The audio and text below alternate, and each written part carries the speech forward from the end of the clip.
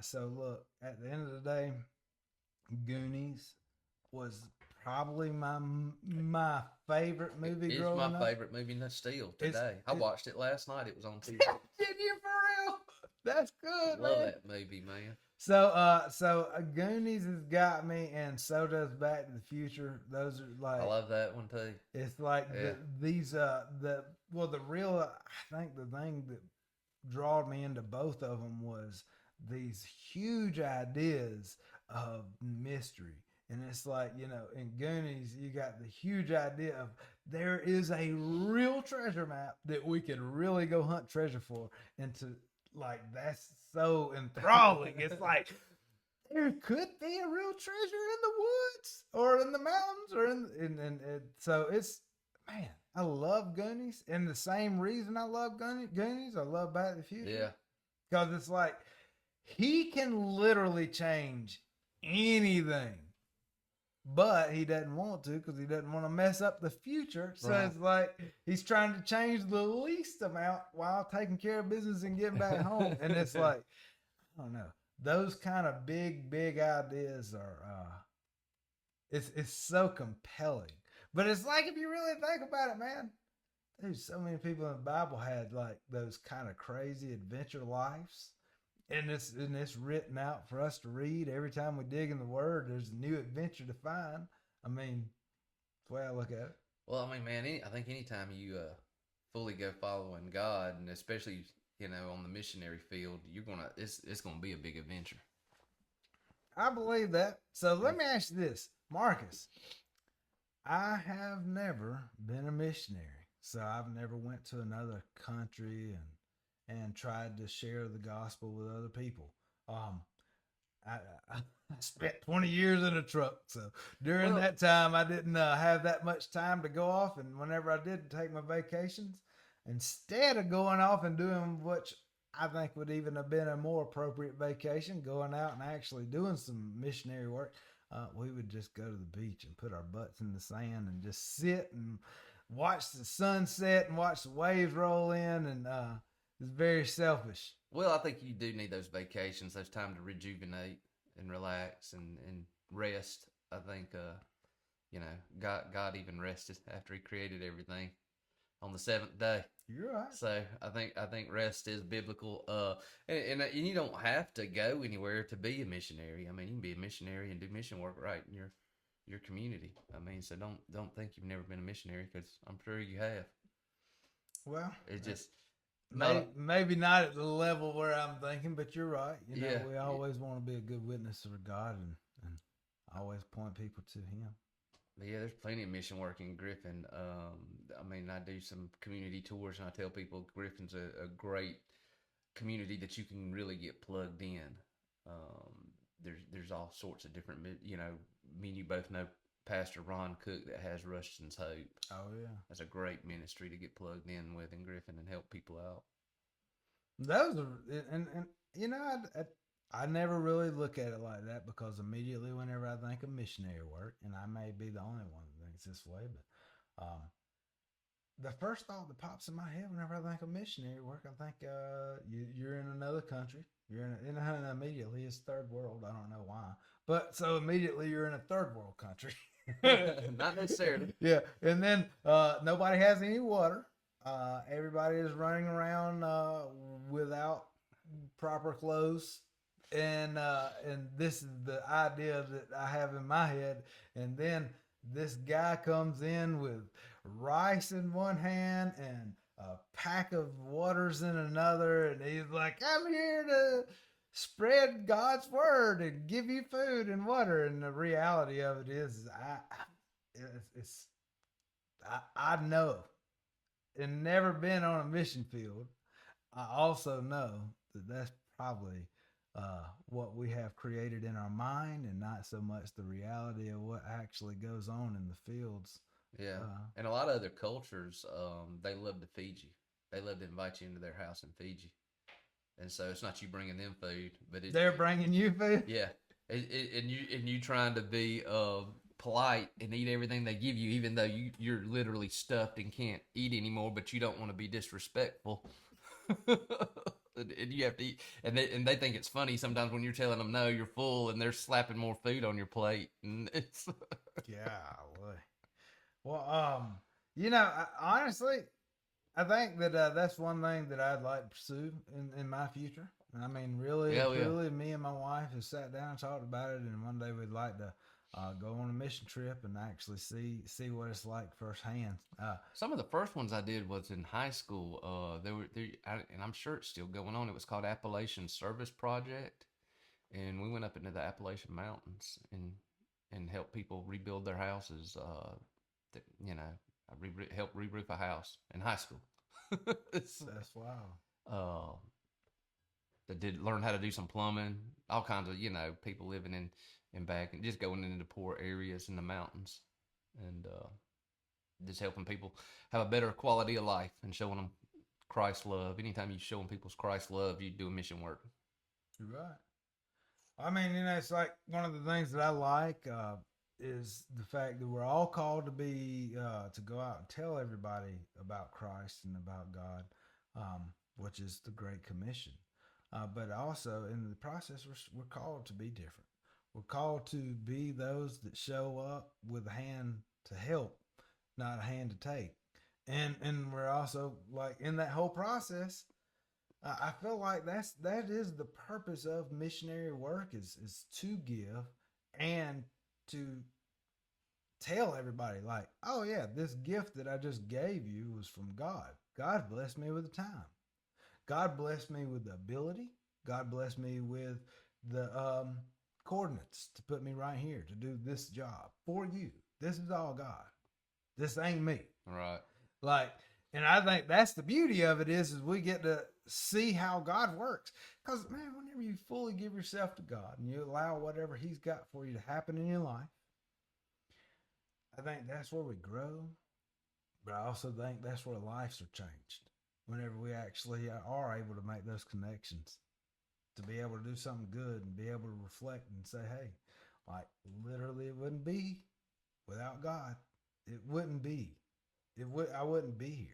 Right. Absolutely. You know? Well, Marcus, I want to talk to you about something today. I have been working out. I don't know if you've noticed or not. You have looked like you're getting in better shape. I need to. Well, we talked a while better. back about that carnivore diet. Yeah. And so I've been sticking to it. And basically, if you don't know, carnivore's basically a diet where you just eat meat. And that's all you eat is meat. And it gets boring after a while because the 150th steak starts. It's like, it's still a great steak. But I had it yesterday and the day before and the day before and the day before. And I'd really like a baked potato with butter on it. Holy cow. Don't even talk about it. Don't even talk about it. You think, okay, I could, carnivore diet, that ought to be an easy one. I can do that. And then, I've done it, and it's like, you get bored with it. You do. It puts you in a mindset where you're eating for the nutritional value more than the taste. Right. Not that steak tastes bad, but steak's great. It's just that I don't know how many you eat before it's like, I want something different. But nonetheless, I've been getting up, man. We get up every morning. We work out. I'm going to come in here and I put on the full body armor of God and I start my day. And that's how I start every day. The whole reason I'm telling you this now is I have noticed several things about getting stronger. First, like when I'm working out, I work to failure. So that means that every single time, whenever I'm doing push-ups, I will do as many as I physically can off of my knees, right, correct push-ups. And then whenever my body can't do any more correctly, I drop to my knees and continue moving forward. Whenever I get done, I'm depleted and I feel like I have overworked my muscles every day. Like this is every day. And then every new morning, I wake up a little stronger. My muscles are a little more firing a little better.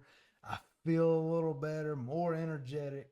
and it is a slow process of building strength.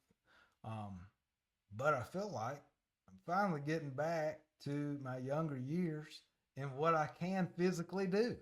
Like I can get up and right now, and I can go on a walk or hike that I was not able to do 6 months ago. Without I maybe could have done it, but I would have had to stop. I'd have been winded. It'd have been tiresome. And now I feel like I could do it energetically, finish the whole hike or walk or whatever, and still have energy.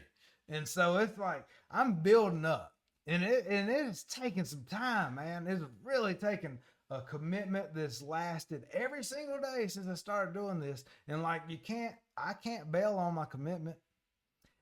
And yet I feel stronger. I feel better. I'm more positive.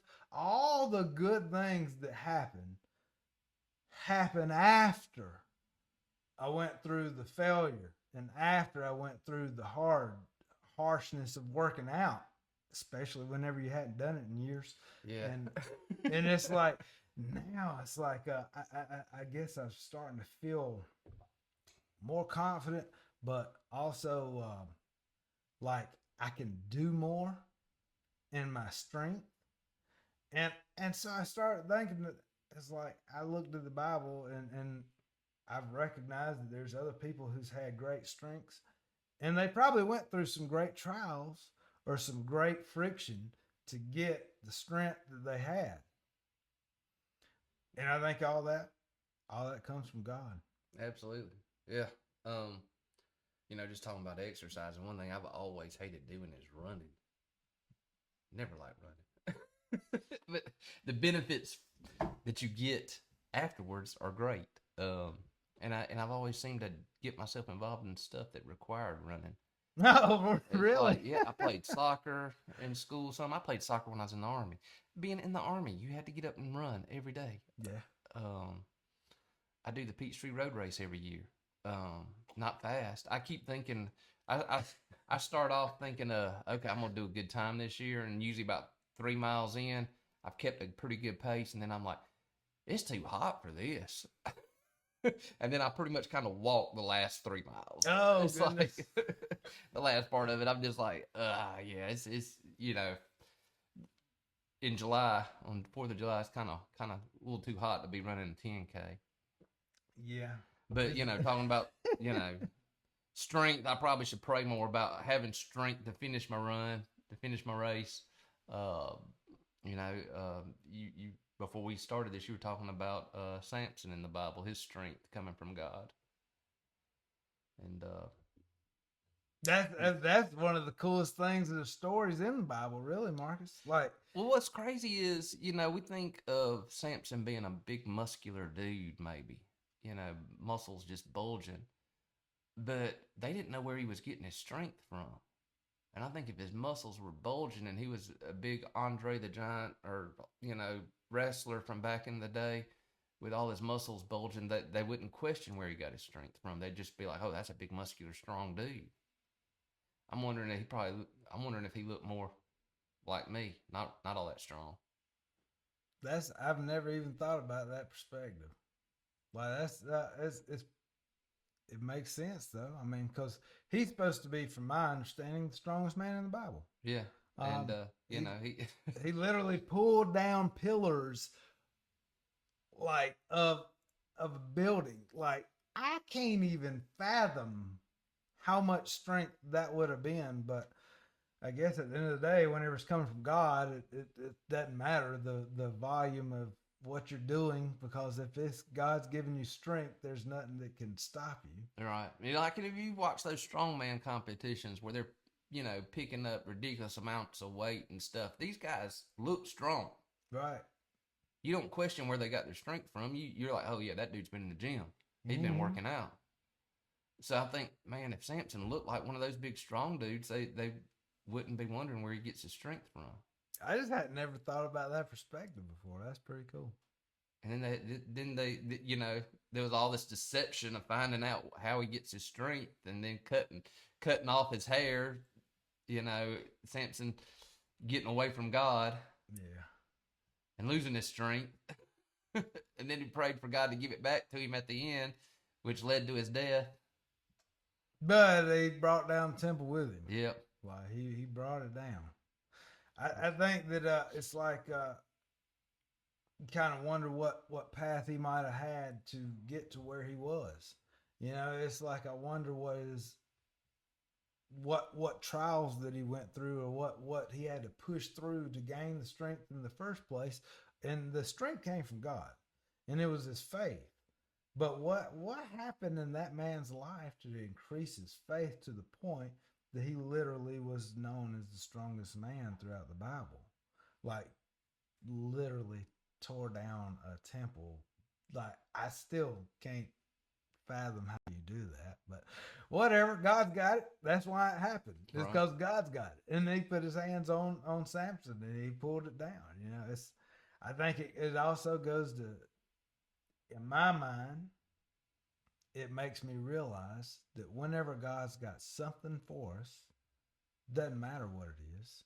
When He has something in mind for us, that there is nothing that can come against it that can bring it down. Like, there is no power greater than God. And whenever God's living through you, you have a strength that is not natural, supernatural strength. Yeah, right. Yeah, I mean, there's a lot of Bible verses talking about God giving you everything you need, but I think, He's going to give you everything you need, and your cup's going to overrun it when you're seeking God out and you're doing His will versus your fleshly desires of acquiring wealth and everything else. And nothing to bash on anybody that's been extremely successful and wealthy. I wish that upon everybody. Right. I want to see everybody succeed, and it's obvious that some people are blessed far more than others, and maybe they have been extreme great stewards of what God has blessed them with, and He continues to bless them with more because they're funding whatever missions for God that we might not even know about. I feel like whenever you are a tool, whenever you recognize that, hey, God's in control, He's got the wisdom, He's got the strength, and I have to be submissive to God, and I have to be okay with what God puts on my plate today. I'm not going to worry about tomorrow. I think that when we put ourselves in that place, I think that that's whenever God can truly turn around our lives and have a life that is that way. I would also say that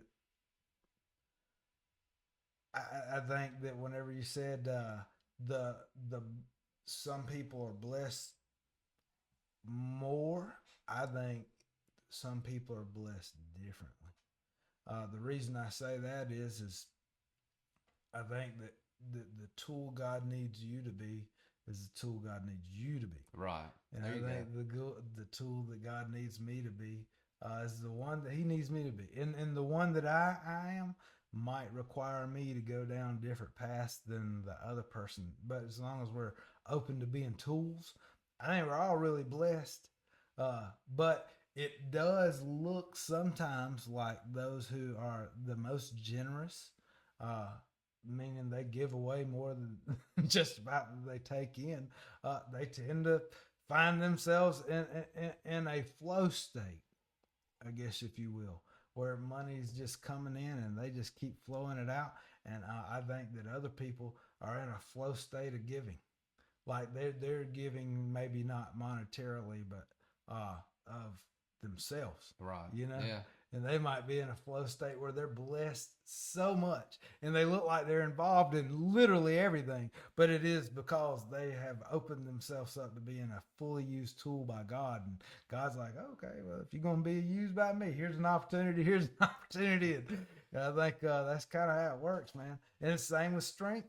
I think that those people who we see as strong in life, they probably have went down some roads that we hadn't. They probably did some things that would cause friction that we couldn't even fathom. Right. And I think that that's how we get strength. It's through going through trials. Oh, yeah. Some hardships. Failure. Literally push-ups to failure. And then once you get to that failure and then go a little bit further, then it's like, Yeah, that's whenever I feel strong. That's whenever I feel like I'm also doing exactly what I'm supposed to be doing. I get confidence like I don't have any other place. And Marcus, I'll be honest, man. Like the reason we're doing this podcast, there's one reason, is because I know within my heart the most confident, the most strength that I ever have is whenever I feel like I'm fully giving everything to God. Everything. Right. And allowing God to work through me, to shine through me, to do his will. But that's whenever I find myself in the most strength of my life is whenever I'm doing it. So that's like this show, this whole show spawned because I knew for a fact that we are commanded the Great Commission. We're supposed to go forth and tell everybody about our stories because God has a unique story in your life and mine. And that unique story needs to be shared with others. Literally, this is how God is written in the Bible that we're supposed to go through life. We're supposed to tell everybody about him. And so that gives me strength just because I know that I'm putting him in the driver's seat. And I'm making it about God and not about me. And honestly, dude, that's a strength that I can't even explain. You just have to live it and feel it. And if you've never taken the journey of telling somebody else about your life and your experience with God and what God's done for you, try it because I think that is the strength building thing that we as believers should all be trying to strengthen is how much do we tell other people about God and how much do we share what God's done in our lives? And I think a lot of times everybody probably pretty much overlooks things God's done in your life. I mean, I think we woke up this morning. It wasn't by wasn't by anything we did. You know, it's by God's intelligent design and plan that we woke up this morning. I believe That that. we're here. You know, I didn't create myself. I mean, you start. I think we overlook all kinds of stuff. I mean, we you know got food to eat, Coffee coffee to to drink drink. this morning. You Yeah. know, I mean, it's we have the strength to do this to because God saw fit to give it to us. Um, I believe that. and sometimes when they're asking for prayer requests, I have such a hard time speaking up sometimes because there's so many people that are going through extreme difficulty. People that can't that can't walk, that can't get up and take care of themselves. And I'm like, oh, I'm blessed far more than I deserve. I feel that way. I think a lot of times whenever we go off and we look at other circumstances, that's whenever we recognize how truly blessed we really are. Right. And I have two elderly parents. My dad will be 83 in June, and my mom will be 80 in October. And they've been married over 50 years. And I'm like, I'll be 50 this year. I mean, I'm like, how many people turning 50 years old still have both their parents that have been married for over 50 years? That's awesome, man. I'm like, that are still in pretty good health, that still get around, that go out to eat several times a week. I mean, Yeah, that's the way I want to be. Well, I mean, honestly, that's the strength I want to have. I want to have longevity and I want to have strength in my elderly years. Like, I want to be that guy that made it over 100. Just being real. oh yeah, Like, well, and dude, I saw somebody the other day that was like 103 and they were legit with it, active, not slowing down at 103, not slowing down, active, gets up, walks, swims, exercises. That's the well, guy I want to be. and I think a lot of people think, okay, I work hard, build up a retirement, and then I just retire and have this leisurely life. Doing what? I mean, I think if you don't constantly, I don't, I've been thinking about that a lot lately. I don't know where this whole mindset of once I reach a certain age, I have to quit work. Why you got to quit work? I mean, God put us here to work. Right. He gave Adam a job to name all these animals to tend the garden. Um, you know, I think you're supposed to keep working until your body physically gives out. I'm with you, and that's the way I feel. I feel like that. Well, here's a reality, and this is a sad reality, but oftentimes people who retire pass away Yeah, like I've seen their health start going down. They start aging quicker, quicker, way quicker. faster after they start slowing down and not getting up and staying on a routine. My dad retired at 55, but he stayed extremely active hunting and fishing after that. So he wasn't slowing He down. didn't slow down much, but Yeah. he stayed very active up until he still cuts his own grass with a push mower at 83 years old. That's crazy. Um, That's good though, man. That's amazing. That's what you want.